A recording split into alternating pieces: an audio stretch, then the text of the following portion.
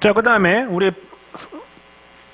아까 침해 요건을 그냥 가볍게 보는 겁니다. 침해 요건 중에 이제 마지막 90조하고 이제 권리남용이 있었죠.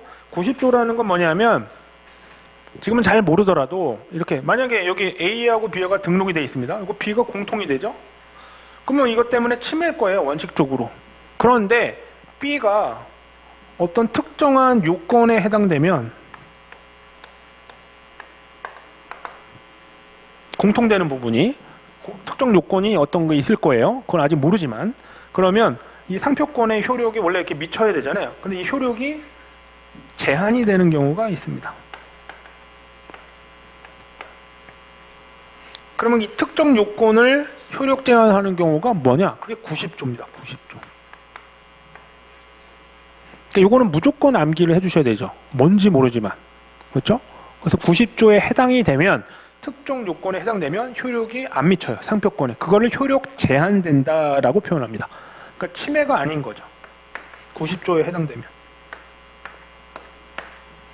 그렇죠?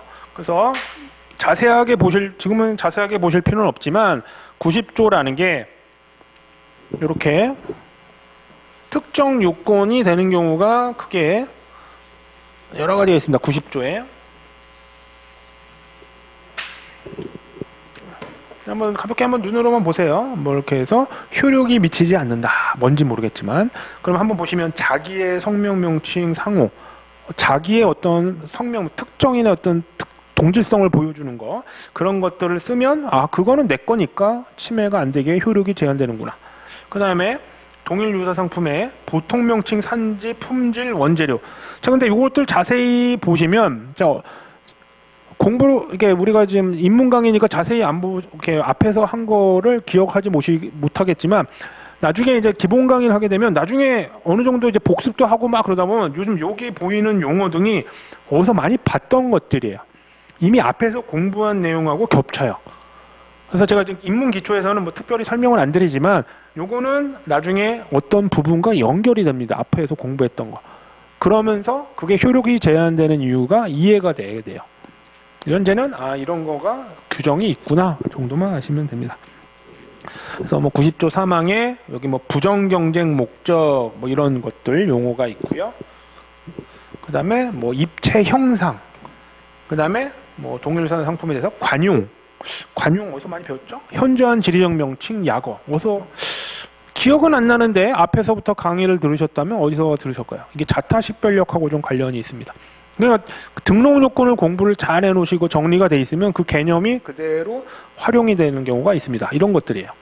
그래서 이런 것도 있고요. 여기 또 우리 앞에서도 한번 했었는데 오늘 배운 거죠. 기능을 확보하는데 불가결한 기능성 원리라고 뭐 34조이랑 15에서 간단히 언급한 적인데 90조하고도 관련이 있네 이렇게 내용이 되는 겁니다. 그래서 앞에서 어느 정도 개념이 잘 잡히면 여기서는 그런 부분들이 쉽게 이해가 돼요. 효력이 왜 제한되는지 이해가 되는 거죠. 그래서 어쨌든 잘 모르셔도 90조는 효력이 미치지 아니하는 범위 효력 제한이라고 보통 용어를 씁니다. 90조. 그래서 아무리 공통된 부분이 있고 유사라고 보여지더라도 효력이 제한된다. 이 요건이 되면 그러면 침해가 아닌 게 되겠죠. 그게 90조입니다.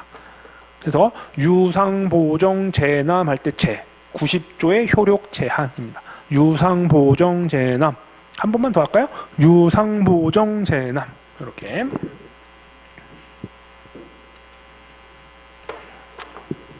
자, 그 정도로 보고요.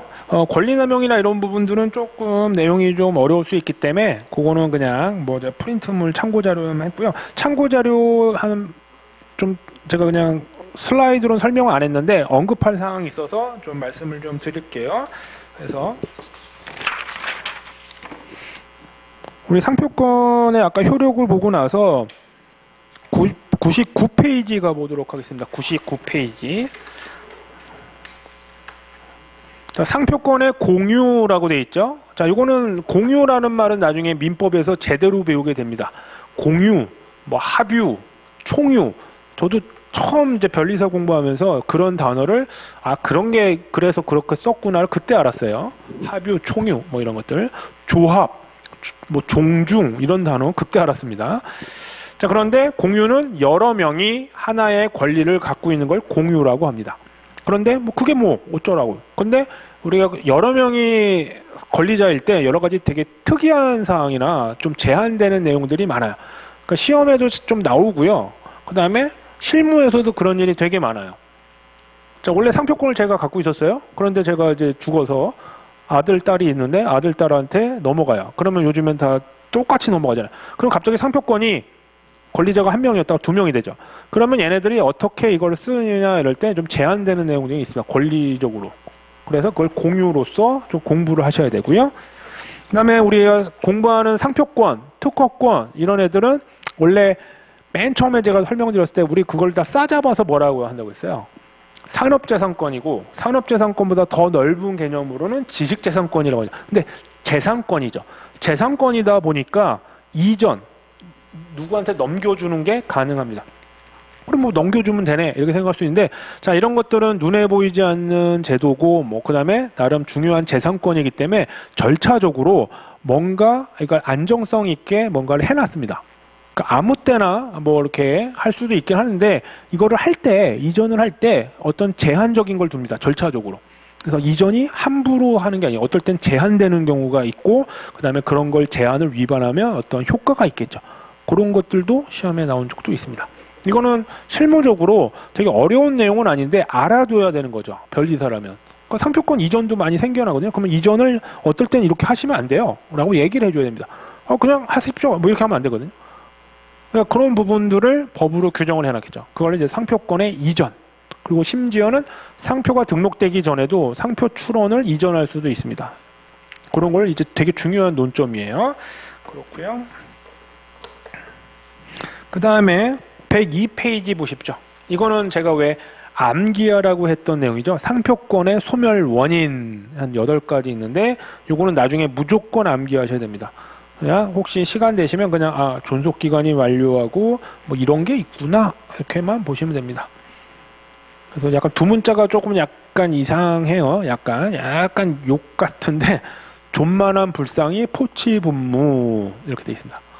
예, 뭐 이렇게 좀 욕하기 좀 그런데, 그렇죠? 상표권의 소멸 원인은 제가 아까 그랬죠? 무조건 암기하셔야 됩니다. 법조문에 딱 규정이 되어 있기 때문에. 예, 그거를 감안을 하시고요. 자, 나머지들은 아까 간단하게 언급드렸던 내용 등을 그림으로 쭉 설명을 좀 드렸고요.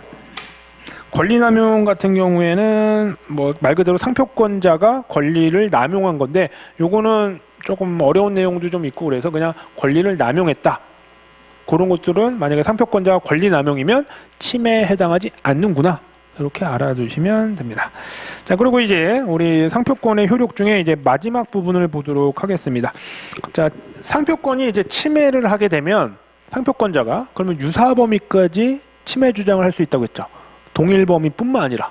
그렇죠? 그게 효력 범위로서 중요하고, 자, 침해 요건을 이제 아셔야 되고, 침해 요건을 이제 제대로 확인했더니 침해가 맞다. 그러면 그런 대응 방안이 있겠죠. 그러면 침해의 경우에 좀 유형이 좀 나눠집니다. 이거는 이제 시험에 맞게 제가 이렇게 만들어 놓은 거예요. 이거는 딱 기억을 해두시면 됩니다. 나중에 이제 이런 형태가 있고 이럴 때 어떻게 대응한다. 대응하는 방안도 알아야 되거든요. 그러면 대응하는 거를 아예 두 문자로 암기를 해두셔야 돼요. 근데 지금은 형태만 봐도, 현재는 우리가 요거는 형태만 보자 이거예요. 그럼 어떤 경우가 있냐? 그러면 침해 유형이란 말은 제가 이렇게 만든 거예요. 원래 이제 혹시 오해하실까봐 시험 문제 다음 중 침해 유형이 틀린 것은 하고 나오는 경우가 있는데 1차 시험에 이제 나온 적이 있어요. 그러면 침해 유형이 틀린 것은 그러면 자, 요거는 이렇게 알아두시면 돼요. 직접적인 침해가 있고요. 예비적 행위, 예비적 침해 이렇게 보통 얘기합니다. 그러니까 직접적인 침해는 말 그대로 상표를 막 써서 침해가 이루어진 경우고, 그 다음에 아직 직접적으로 쓴 건 아닌데 이건 침해로 연결될 것 같다. 예비적으로 침해로 연결될 것 같다. 그걸 예비적 침해라고 합니다. 그래서 실제 시험에서 말하는 유형 그러면 요걸 얘기를 해요. 침해 유형 그러면.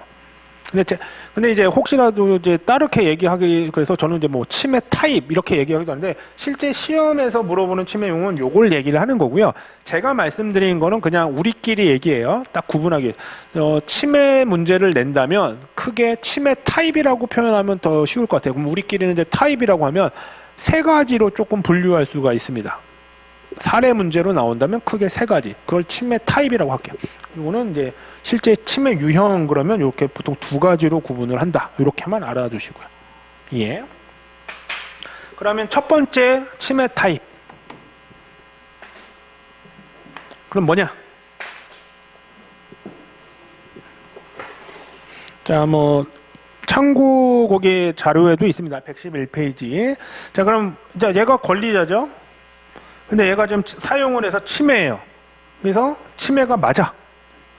치매 요건을 확인해 보니까. 그럴 때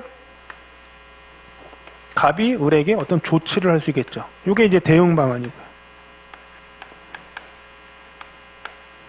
그러면 요 중에 그럼 어떤 대응 방안이 있느냐라고 해서 쭉 두 문자로 따서 암기를 해주셔야 돼요. 그래서 어떤 조치를 할 수 있겠구나라고 해서 이게 치매 타입 1번입니다. 그 유형 1이라고 이렇게 적어놨잖아요. 치매 타입 1번.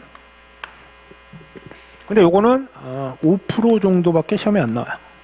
아쉽지만. 네. 이게 치매 타입 1번.